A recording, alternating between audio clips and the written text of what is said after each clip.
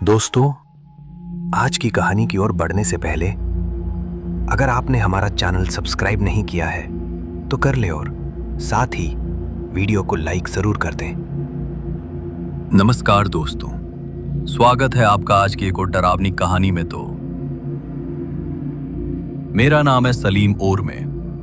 पिछले 18 साल से मुंबई में ऑटो चला रहा हूं। इस अंतराल मैंने अपने जीवन में बहुत कुछ देखा है, जैसे नशे में लड़खड़ाते लोग, पुलिस के डर से भागते अपराधी।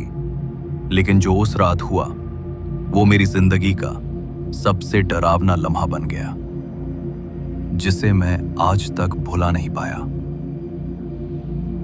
उस रात बारिश हो रही थी और मैं बांद्रा स्टेशन के पास अपने ऑटो में बैठा मुसाफिर का इंतजार कर रहा था।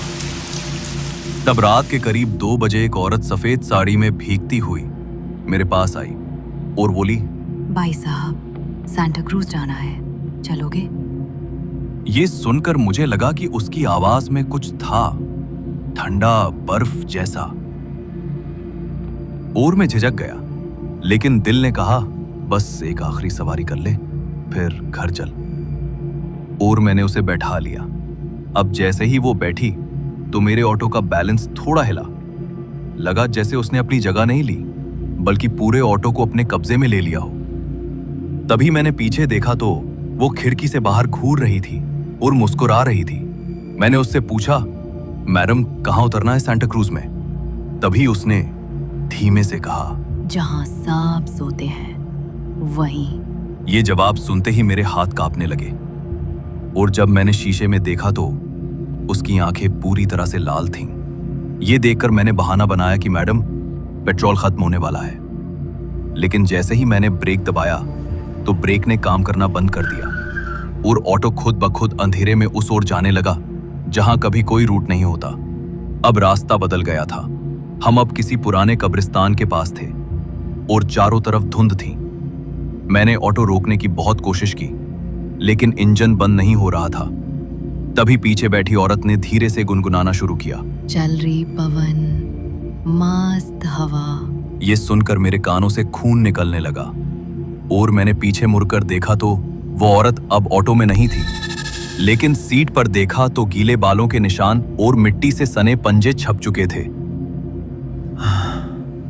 अब मैं डर के मारे ऑटो को जैसे तैसे पलटा और शहर की ओर भागने लगा। तभी अचानक वही औरत सामने सड़क पे खड़ी मिली, ठीक मेरी हेडलाइट के सामने, जो कि बिना पलक झपकाए देख रही थी। ये देखकर मैंने ऑटो रोकने की कोशिश की, लेकिन ब्रेक फिर फेल हो गया और अब जैसे ही मैं टकराने वाला था तभी वो गायब हो गई। मगर अगले ही पल वो मेरी गोद में थी और उसकी आंखों में मुझे अपना जी जैसा डर दिख रहा था। अब उसने मेरे सीने पर हाथ रखा और कहा, तू भी अकेला है ना सलीम? और मैं भी हूं, चल साथ चलें। ये सुनकर मुझे लगा मेरा दिल फट जाएगा और वो सिर्फ मेरी आंखों में नहीं, अब मेरी रूह में भी उतरने लगी थी। तभी मैंने जोर से कलमा पढ़ा और ऑटो से कूद दिया। तब मैंने देखा कि ऑटो खुद चलता रहा है और अचानक से अंधेरे में कहीं खो गया है और मैं सड़क के किनारे गिर पड़ा। लेकिन मेरी सांसें तेज और बदन सुन्न था। और पास ही के एक मंदिर में जाकर मैंने पंडित को सब कुछ बताया तो उन्होंने बिना कुछ पूछे मुझे राग दी और कहा, तेरा सामना उस आत्मा से हुआ है जिसे हर साल बरसात में सवारी चाहिए और जो उसे मिल जाए वो कभी वापस नहीं आता। और ये सुनकर मैं पसीने से तरबतर हो चुका था, लेकिन मैंने वापस अपने ऑटो की तलाश शुरू की। और अगली सुबह एक पुलिस वाले ने बताया कि एक ऑटो वीरान मैदान में मिला है जिसका इंजन जल चुका है और सीट पर सिर्फ एक जली हुई सफेद साड़ी मिली है। ये सुनकर मैं वो ऑटो देखने गया तो मैंने देखा कि वो ऑटो मेरा ही था, लेकिन मेरी उसमें बैठने की हिम्मत नहीं हुई। और उस दिन के बाद से मैंने ऑटो चलाना ही बंद कर दिया। अब हर साल जब वही बरसात लौटती है तो कोई ना कोई ऑटो वाला गायब हो जाता है और स्टेशन के पास कोई सफेद साड़ी वाली औरत आज भी किसी को हाथ देती देखी जाती है। अब एक रात जब मैं अपने कमरे में अकेला था तो बारिश हो रही थी और खिड़की के बाहर कोई खड़ा था, लेकिन चेहरा नहीं दिख रहा था। पर उसके बाल गीले थे और उसकी हथेली उठी जैसे फिर से सवारी करनी हो। ये देखकर मैंने डर से दरवाजा बंद कर लिया।